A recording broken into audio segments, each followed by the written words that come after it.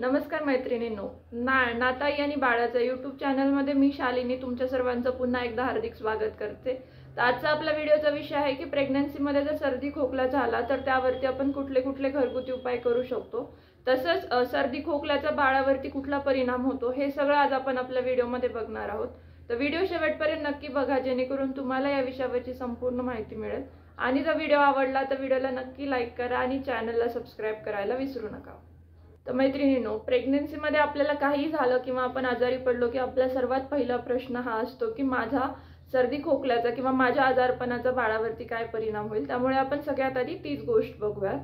तर जनरली सर्दी आणि खोकल्याचा बाळावरती असा डायरेक्ट इम्पॅक्ट होत नाही, कारण बाळ जे आहे ते अम्निटिक फ्लूइडमध्ये म्हणजेच गर्भजलामध्ये सुरक्षित राहतं, त्यामुळे त्याचा असा काही इम्पॅक्ट येत नाही। पण प्रॉब्लेम काय होतो तर जेव्हा पण तुम्हाला सर्दी खोकला असेल तर आपल्याला काही खायची इच्छा होत नाही आणि हात जर सर्दी खोकला खूप काळ राहिला तर त्या केसमध्ये काय होतं, आपण प्रॉपर जेवण करत नाही, त्यामुळे बाळाला जे आहे ते व्यवस्थित पोषण तत्वे मिळत नाहीत, त्यामुळे बाळाच्या वाढीवरती परिणाम होऊ शकतो। त्यामुळे आपलं जे सर्वात महत्त्वाचं काम आहे ते म्हणजे तुमचा जो सर्दी खोकला आहे तो लवकरात लवकर कमी करणं किंवा घालवणं हा आपला सर्वात महत्त्वाचा मोटो असला पाहिजे, कारण जर तो दीर्घकाळ टिकला तर त्या केसमध्ये बाळावरती नक्कीच परिणाम होऊ शकतो।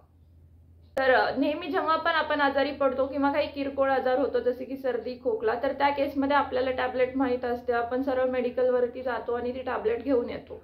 बट प्रेग्नन्सीमध्ये ही गोष्ट अशी नाही होत, कारण प्रेग्नन्सीमध्ये डॉक्टरांच्या सल्ल्याशिवाय आपण एखादीही मेडिसिन नाही घेतली पाहिजे, कारण आता फक्त प्रश्न तुमचा नाही तर तुम्ही जे पण खाता त्याचा इम्पॅक्ट तुमच्या बाळावर होत असतो। तर खूप असे मेडिसिन्समध्ये घटक असतात जे बाळासाठी हानिकारक सुद्धा असू शकतात, त्यामुळे जोपर्यंत तुम्हाला डॉक्टरांनी सजेस्ट केली नाही आहे एखादी टॅबलेट किंवा तर त्या केसमध्ये तुम्ही तेव्हाच ती टॅबलेट घेतली पाहिजे। अनलेस अँड अनटिल तुम्हाला डॉक्टरांनी सांगितलं नाही आहे तर तुम्ही कुठलीही मेडिसिन कन्सिडर किंवा खाल्ली नाही पाहिजे।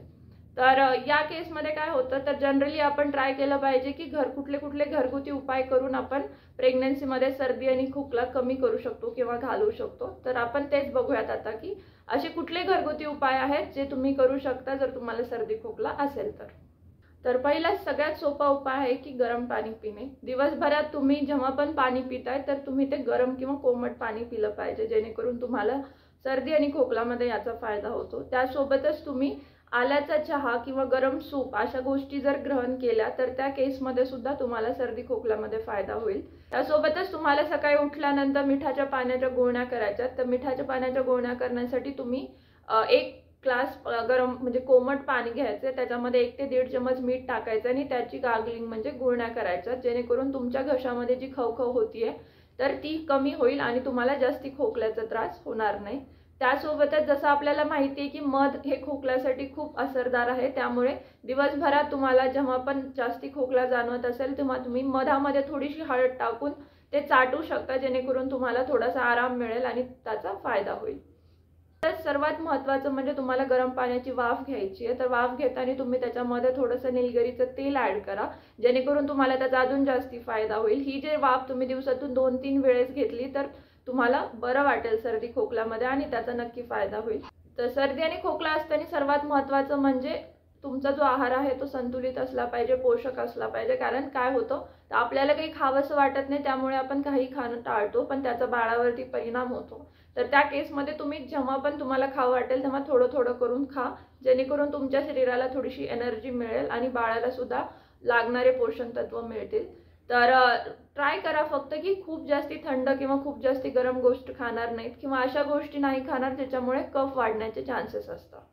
तर लास्टला म्हणजे तुम्ही काढा करून पण पिऊ शकता, कारण आपल्याला जसं माहिती की काढा सर्दी आणि खोकल्यामध्ये असरदार असतो। तर त्यासाठी तुम्ही काय करा, 5 लवंग आणि 5 मिरे जे आहे ते वाटून घ्या बारीक आणि 1 कप पाण्यामध्ये हे जे वाटलेलं मिश्रण आहे ते ॲड करा। त्याच्यामध्ये 3 ते 4 तुळशीची पानं ॲड करा आणि 1 ते 1.5 चमच जर तुम्ही गूळ ॲड केला तर त्या मिश्रणाला म्हणजे त्या पाण्याला व्यवस्थित उकळी येऊ द्या। 1 कप पाण्याचं जोपर्यंत अर्धा कप पाणी होत नाही तोपर्यंत त्याला उकळू द्या आणि त्यानंतर तेच पाणी तुम्ही गरम गरम जर सेवन केलं तर त्या केसमध्ये तुम्हाला सर्दी आणि खोकल्यामध्ये याचा नक्की फायदा होईल। आता आपण बघूयात की सर्दी खोकल्यामध्ये आपण डॉक्टरांना नक्की कधी भेट दिली पाहिजे। तर सर्वात पहिलं म्हणजे जर तुम्हाला सर्दी खोकल्यासोबत खूप जास्ती ताप येत असेल तर त्या केसमध्ये सुद्धा तुम्ही डॉक्टरांना तातडीने भेट दिली पाहिजे। त्यानंतर जर तुमचा सर्दी खोकला दीर्घकाळ टिकला असेल आणि खूप दिवस झाले आणि तो कमी काहीच तुम्हाला सुधारणा जाणवत नसेल तर त्या केसमध्ये सुद्धा तुम्ही डिले न करता डॉक्टरांना भेट द्या।